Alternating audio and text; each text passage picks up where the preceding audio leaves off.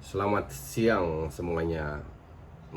Gue mau bahas kali ini preview. Sudah lama nggak bikin preview. Ntar malam ada match yang keren banget. Dortmund lawan Munchen. Kalau seandainya di match biasa, ini akan menjadi seru karena ada penontonnya. Kali ini nggak ada penontonnya. Walaupun kalau kalian nonton Fox Sport itu ada suaranya. Suara itu ternyata bukan dari stadion speaker, itu ternyata dari TV. Jadi di TV ditambahin suara-suara seolah biar agak seru lah, kasarnya begitu. Jadi ini tetap menjadi big match. Kalau seandainya Dortmund menang, ini akan tambah seru.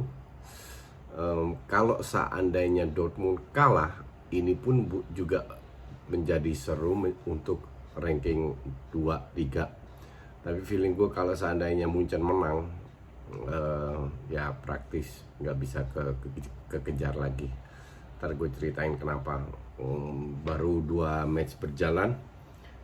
Kalau gue bilang di 2 match pertama, Dortmund masih belum bermain sesuai dengan kapasitasnya, terutama di match pertama. Di match pertama itu ya nggak bagus ya kalau gue bilang.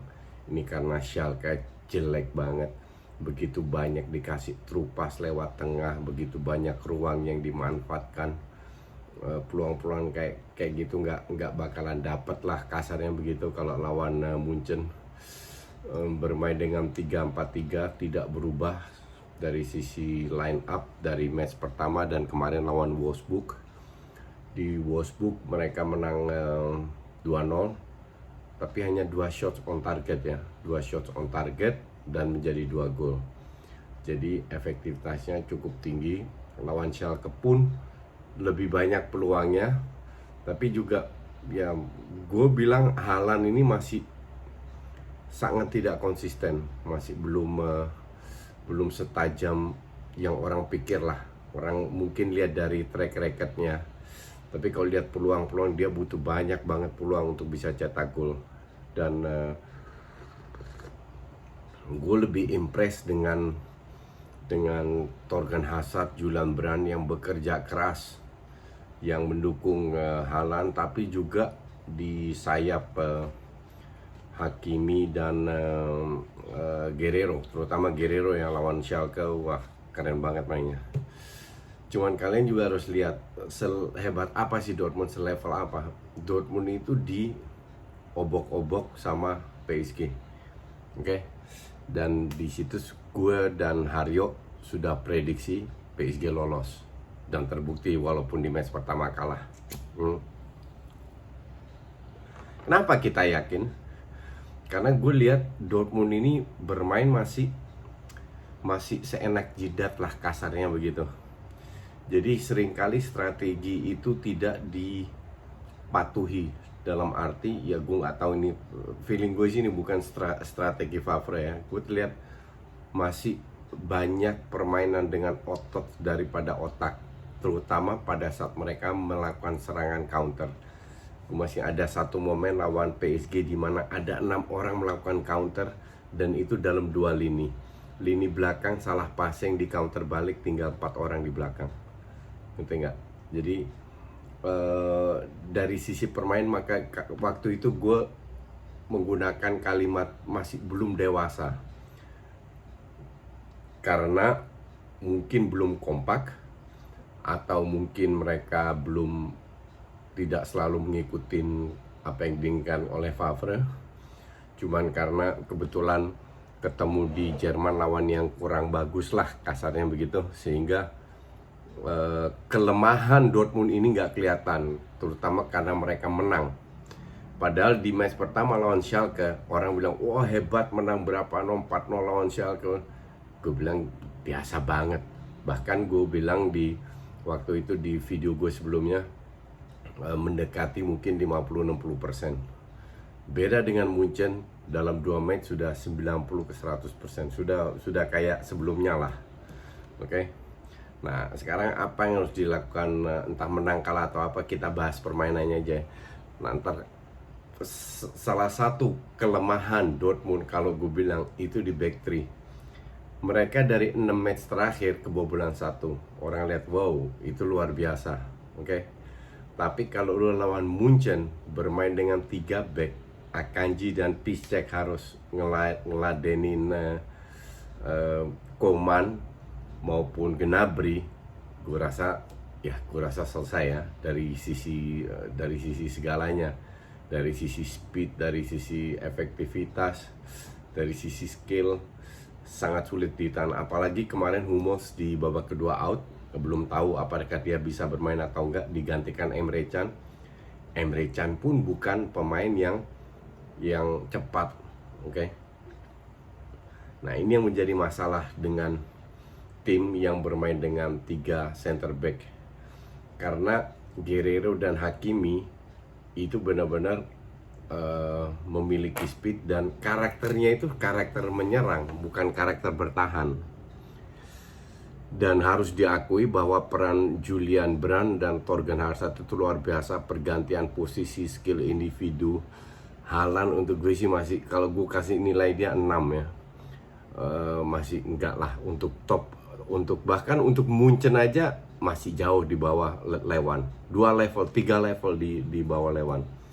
Tapi memang nih anak punya goal instinct. Walaupun kayak kemarin gol pertama lawan Wolfsburg itu harusnya dia masukin, karena dia salah nendang, makanya dimasukin sama Guerreiro kalau nggak salah.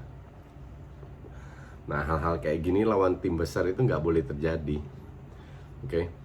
Dan kebetulan juga Delaney sama Mahmoud Dahoud bermain luar biasa di tengah, menguasai.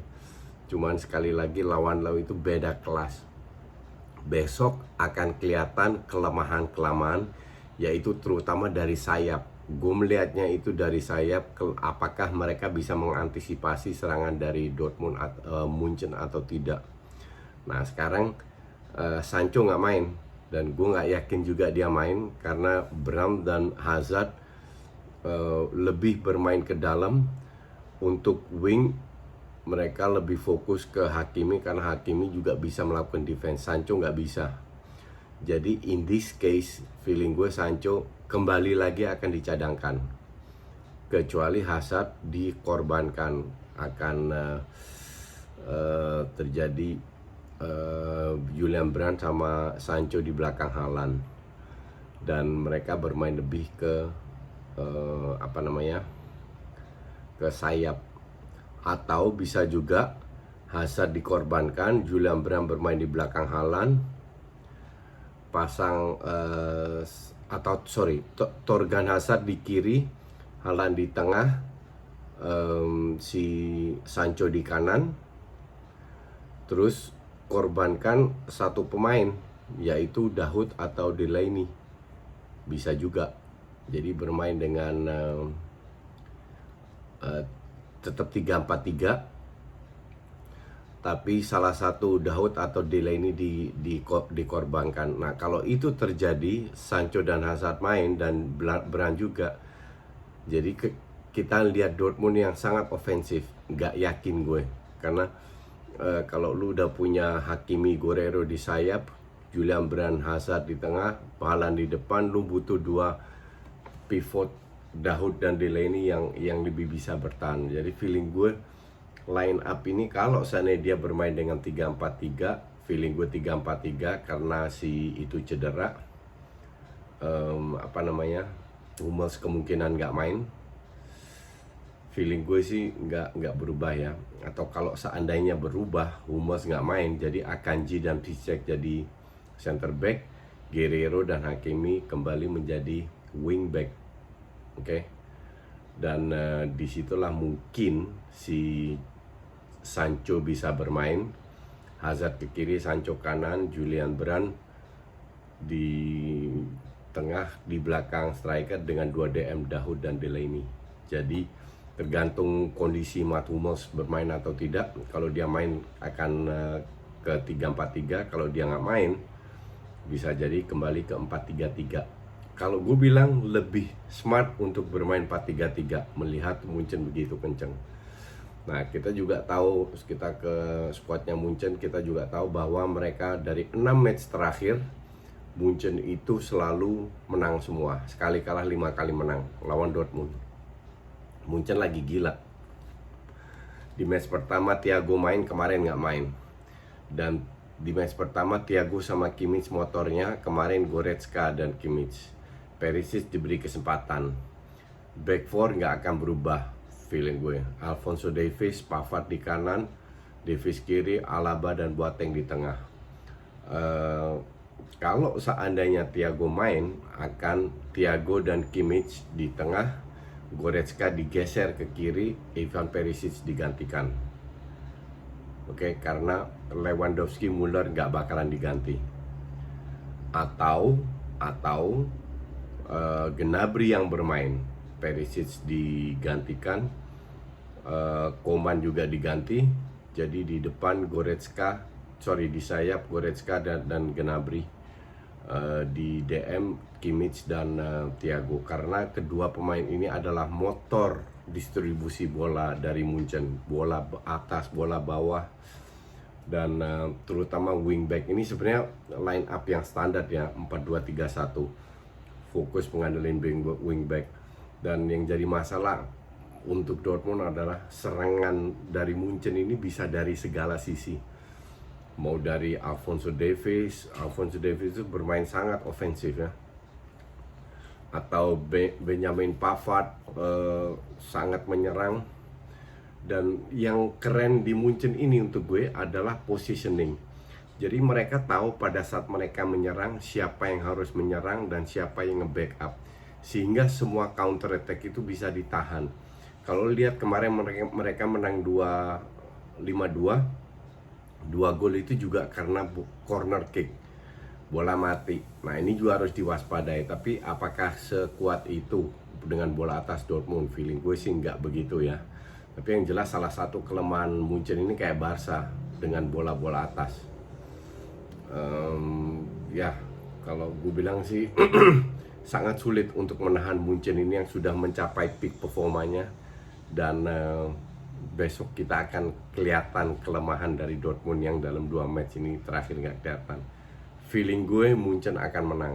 Munchen masih terlalu perkasa, feeling gue ya. Kita nggak tahu, akan lebih seru kalau Munchen kalah untuk Bundesliga-nya. Tapi sebagai penonton netral kita menikmati match ini aja.